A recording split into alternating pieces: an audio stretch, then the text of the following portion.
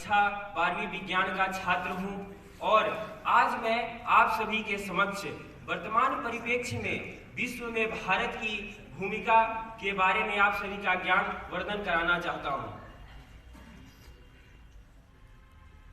पौराणिक काल से ही आप सभी देखते हैं अभी कितना योग महत्व है, किसका देन है? भारत का देन है। अगर योग ना होता तो ऐसे इंडिया के साथ साथ ऐसे जितने भी फॉरेन कंट्री हैं जहां जंक फूड का इस्तेमाल किया जाता है जिससे अनेक बीमारियां होती है, उसमें योगा में जैसे मेडिटेशन इसके द्वारा ही हमारे शाखा में भी होता है, विदेश में शाखा लगाया जाता है जहां सूर्य नमस्कार कराया जाता है। तो ये भारत की देन है। भारत में जब से भाजपा की सरकार आई है, प्रधानमंत्री नरेंद्र मोदी जी के नेतृत्व में, जिन्होंने पहले के मुकाबले अब भारत की बहुत अच्छी स्थिति हो गई है, इसका महत्वपूर्ण कारण है जो फॉरेन कंट्री हैं उनके प्रधानमंत्री, राष्ट्रपति और सेना के प्रमुख विदेश मंत्रियों के साथ मिलकर आपस में चर्चा करना और देश के विकास के लिए अपनी भूमिका रखना।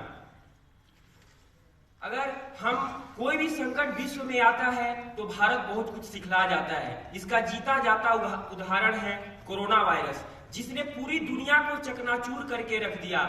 एक ऐसा वायरस जो 2019 में पूरे विश्व में प्रकोप लाया और पूरे विश्व में इसका प्रकोप फैला, लेकिन भारत 140 करोड़ देश वाला संख्या जिसने पूरी दुनिया को बहुत बातें सिखला दिया, जैसे 2 गज की दूरी, मास्क है जरूरी। इसके साथ साथ हेलो हाय बाय ये सब फॉरेन कंट्री में चलती है, लेकिन दोनों हाथ जोड़कर एक दूसरे का अभिवादन करना ये भारत का ही देन है।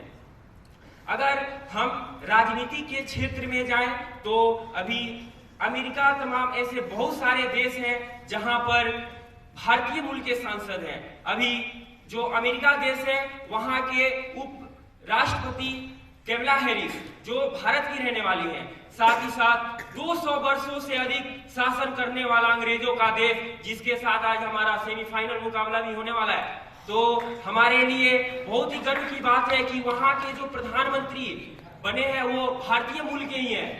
तो और साथ ही साथ गौ माता का कितना बड़ा उन्होंने, सबसे पहले जब प्रधानमंत्री वो बने तो वो गौ माता का वहां पूजा करने लगे। भारत का जो पौराणिक काल से चली आ रही स्थिति उन्होंने वहां पे बताया, गौ माता की सेवा की, गौ माता को खिलाया, भगवा ध्वज, भगवा कपड़ा पहना, श्री राम का कपड़ा पहना, ये होती है भारत की गर्व।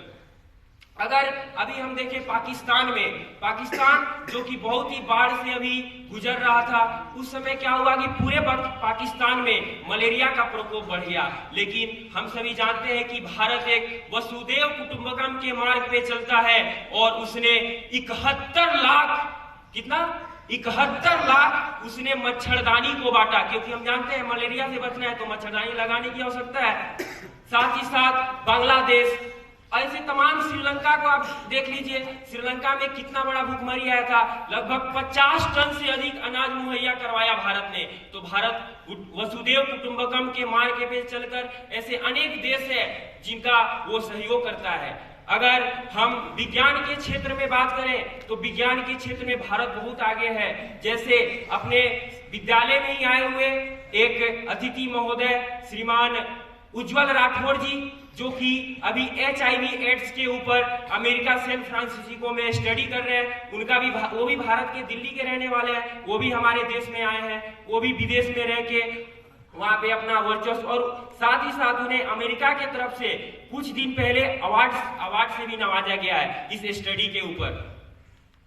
अगर हम रोबोटिक्स, आर्टिफिशियल इंटेलिजेंस इस क्षेत्र में बात करें तो भारत बहुत आगे है। और साथ ही साथ अगर हम स्पोर्ट्स की बात करें, अभी आप सभी को पता है T20 वर्ल्ड कप चल रहा है जिसमें नीदरलैंड, आयरलैंड, जिम्बाब्वे ऐसे टीमों ने इस में क्वालिफाई किया है खेलने के लिए, जिसमें अनेक प्लेयर जो कि भारत के रहने वाले हैं वो भारत का प्रतिनिधित्व कर रहे हैं।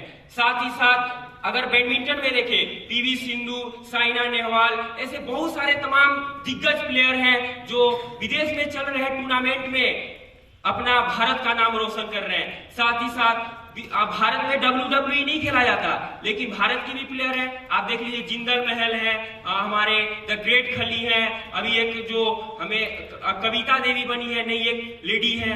तो ऐसे तमाम सारे गेम में भी उदाहरण है भारत के। साथ ही साथ अगर देखा जाए तो हमारे पौराणिक काल में स्वामी विवेकानंद, जिन्होंने शिकागो में जाके इतनी बड़ी भाषण दी और भारत का परचम वहां फहराया।